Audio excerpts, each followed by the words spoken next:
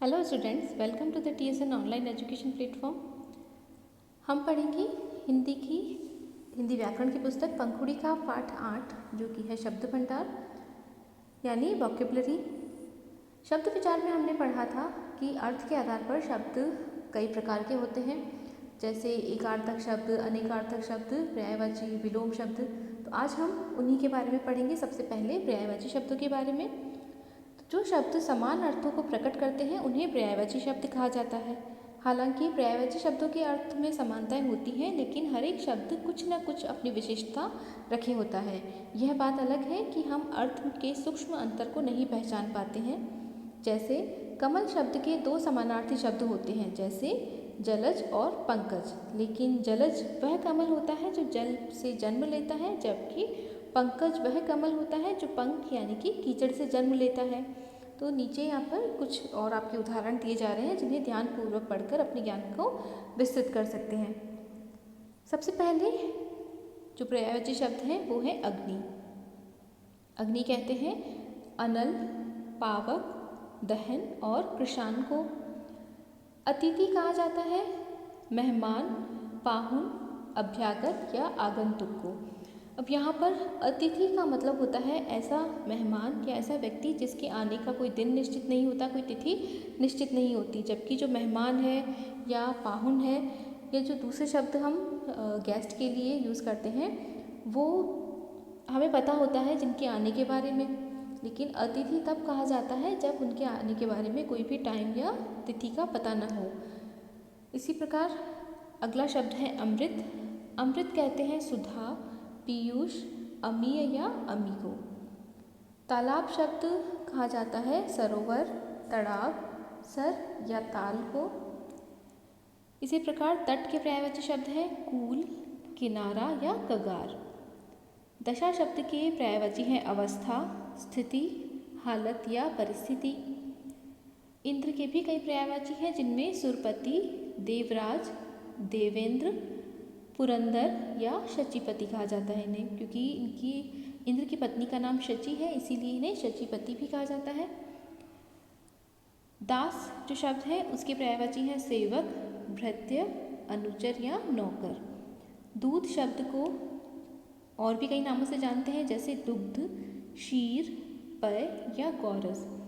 लेकिन गौरस केवल गाय के दूध को कहते हैं, जबकि जो अन्य जानवरों का जैसे भैंस है या बकरी से, भेड़ से जो दूध मिलता है उसे दुग्ध या क्षीर या पेय कहा जा सकता है। उपवन जिसे हम और भी कई नामों से जानते हैं, जैसे बाग, बगीचा, उद्यान, वाटिका या फुलवारी। इसी प्रकार ऋषि के पर्यायवाची शब्द है मुनि, साधु, संत, महात्मा या मंत्र दृष्टा। कमल जिसके बारे में हमने उदाहरण में भी पढ़ा था, और भी कई इसके पर्यायवाची शब्द हैं, जैसे पंकज, अरविंद, पदम, नीरज या जलज। अब आपने यहाँ देखा होगा कि अंतिम जो दो शब्द हैं उनमें ज लगा हुआ है दोनों में। तो ज का अर्थ होता है जन्म लेने वाला, और नीर यानी कि जल, और जन्म में जन्म लेने वाला यानी कमल। इसी प्रकार जल के अभी ये पर्यायवाची है, तो जल में जन्म लेने वाले या जल के जितने भी पर्यायवाची शब्द हैं उनके साथ अगर ज लगा देंगे तो वह कमल के पर्यायवाची बन जाएंगे।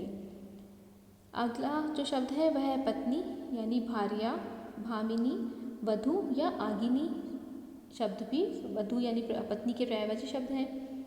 इसी प्रकार चांदनी को हम चंद्रिका, कौमुदी या ज्योत्सना भी कहते हैं। चतुर शब्द के पर्यायवाची है कुशल, दक्ष, निपुण, प्रवीण या पटु। अरण्य के पर्यायवाची शब्द हैं जंगल, वन, कानन या विपिन। इसी प्रकार आँख के अन्य जो शब्द हैं वे हैं नयन, नेत्र, लोचन, चक्षु और दृग।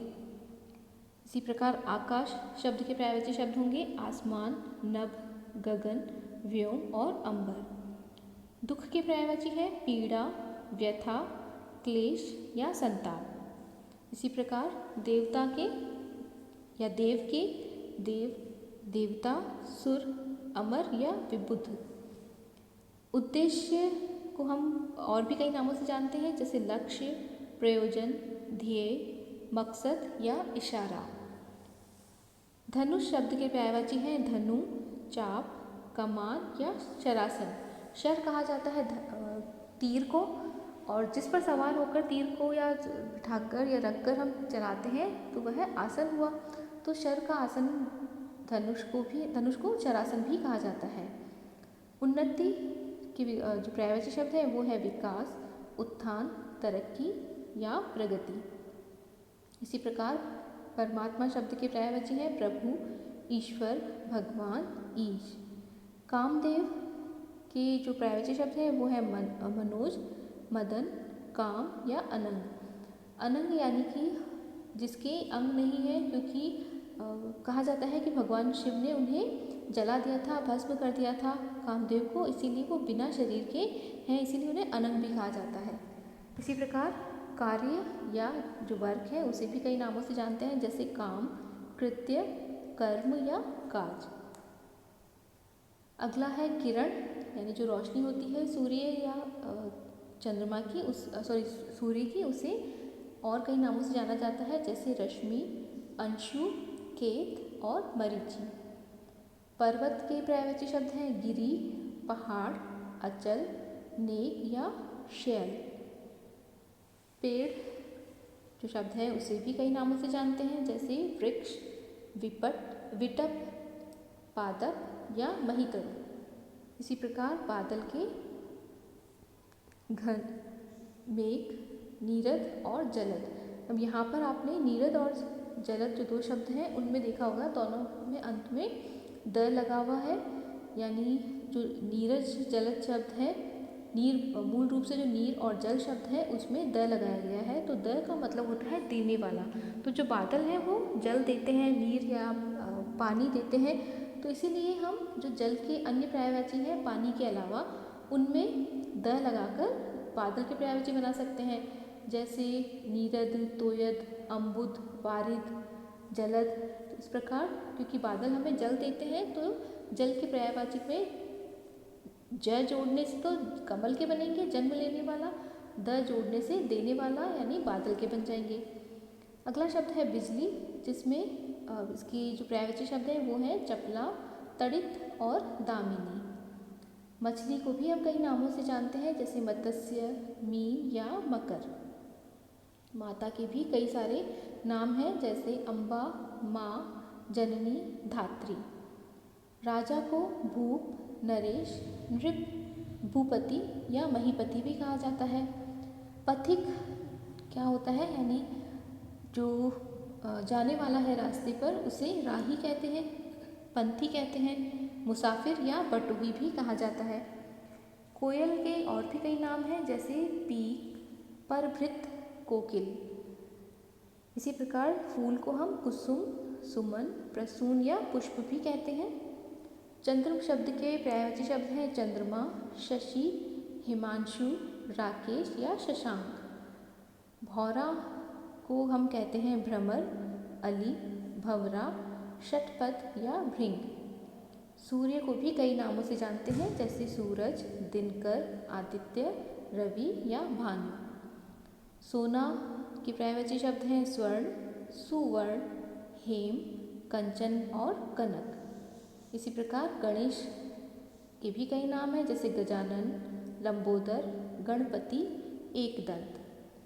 अगला है रात्रि, इसके और कई नाम हैं निशा, रजनी, रात या यामिनी। इसी प्रकार संसार के इस शब्द के भी कई सारे अन्य नाम हैं, जैसे दुनिया, जगत, विश्व, जग, लोक, सृष्टि। सरस्वती को भी कई नामों से जानते हैं, कई सारे पर्यायवाची शब्द हैं, जैसे हंस वाहिनी, शारदा, वीणा पाणी और भारती। इसी प्रकार उपाय, जिसे हम इंग्लिश में आइडिया भी कहते हैं, तो उसकी कई सारे अन्य नाम हैं, जैसे उद्योग, तरीका, उद्यम या यत्न। नौका या नाव को और भी कई नामों से जानते हैं, जैसे तरी, तरिणी, नैया या डोंगी। हाथी के अन्य नाम हैं हस्ती, गज, दंती या कुंजर। दुर्गा के पर्यायवाची शब्द हैं भवानी, चंडिका, कल्याणी या सिंहवाहिनी। इसी प्रकार अध्यापक को शिक्षक, गुरु, अवबोधक या आचार्य कहा जाता है और मदिरा को सूरा, हाल, शराब या आसव कहा जाता है। तो ये थे पर्यायवाची शब्द। अगला विलोम शब्द पढ़ेंगे हम अगले वीडियो में।